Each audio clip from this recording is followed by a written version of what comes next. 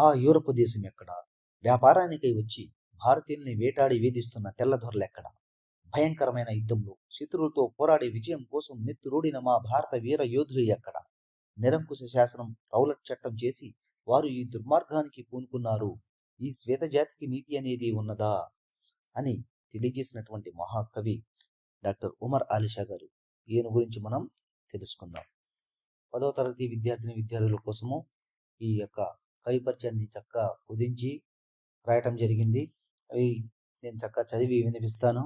మీకు అర్థం కాని విషయాలు ఏమైనా ఉన్నట్లయితే మీరు కామెంట్ రూపంలో తెలియజేయండి. వాటికి మళ్ళీ తిరిగి సమాధానం పంపిస్తాను. కవి పరిచయం చూద్దాం. మీరు కవి పరిచయాన్ని రాసే ముందు ఏ విధంగా గుర్తుపెట్టుకోవాలంటే, మనకి పబ్లిక్ పరీక్షలలో కవి పరిచయము ఎలా అడుగుతాడంటే పాఠం పేరు మాత్రమే అడుగుతాడు. ఆ పాఠం పేరుతో పాటు కవి పరిచయాన్ని మనం గుర్తుపెట్టుకొని రాయవలసి వస్తుంది. కవి పరిచయం మనకి ఎలా అడుగుతాడంటే జలియన్ వాలాబాగ్ పాఠ్యభాగ కవి గురించి రాయండి అని అడుగుతాడు. అంతేగాని మనకి డాక్టర్ ఉమర్ ఆలిషా గారి గురించి రాయండి అని మాత్రం అడగదు. కనుక మనం పాఠంతో పాటు ఖచ్చితంగా కవి పరిచయాన్ని కూడా గుర్తుపెట్టుకోవాలి. ఇక విషయానికి వస్తే, జలియన్ వాలాబాగ్ పాఠ్యభాగ కవి శ్రీ ఉమర్ ఆలిషా గారు. ఈయన 20వ శతాబ్దానికి చెందిన కవి. తూర్పుగోదావరి జిల్లా పిఠాపురంలో జన్మించారు. చాంద్ బీబీ, మొహిద్దీన్ బాద్షా ఈయన తల్లిదండ్రులు. ఈయన వక్తగా, బహుభాషా పండితునిగా, మహాకవిగా, అవధానిగా ప్రసిద్ధి చెందారు. మణిమాల, అనసూయాదేవి, సాధన పదం, ఈశ్వరుడు అనేవి ఈయన రచనలు.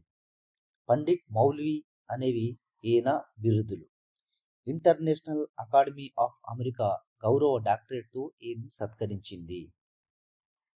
చూశారుగా, ఈయన వక్తగా అంటే ఏదైనా ఒక విషయంపై చక్కటి అవగాహన కలిగి చక్కగా మాట్లాడేటువంటి మంచి వక్తగా కూడా ఉన్నారు.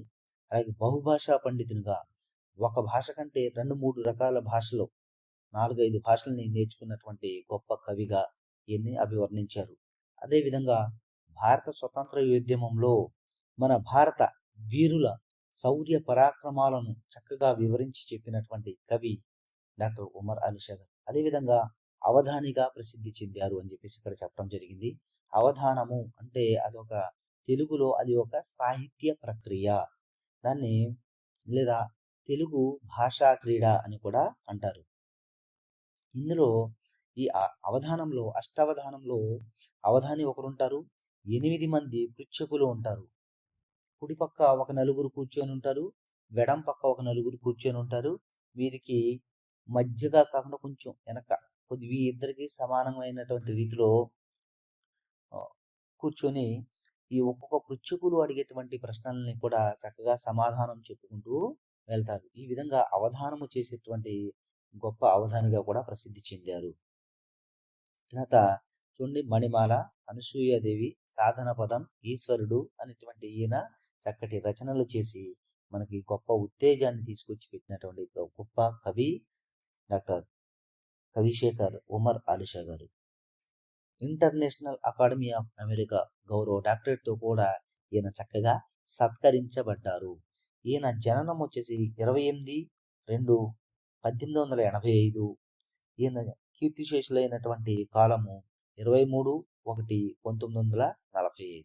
విన్నారు కదా విద్యార్థులారా, చక్కగా చదవండి, మంచి మార్కులు వస్తాయి. ఉన్నది ఉన్నట్లుగా చక్కగా ఒక వరుస క్రమంలో రాసినట్లయితే మీకు 4 మార్కులకి 4 మార్కులు వస్తాయి. కాబట్టి చక్కగా చదవండి, రాయండి, మంచి మార్కులు సంపాదించుకోండి. అందరికీ కూడా ధన్యవాదములు.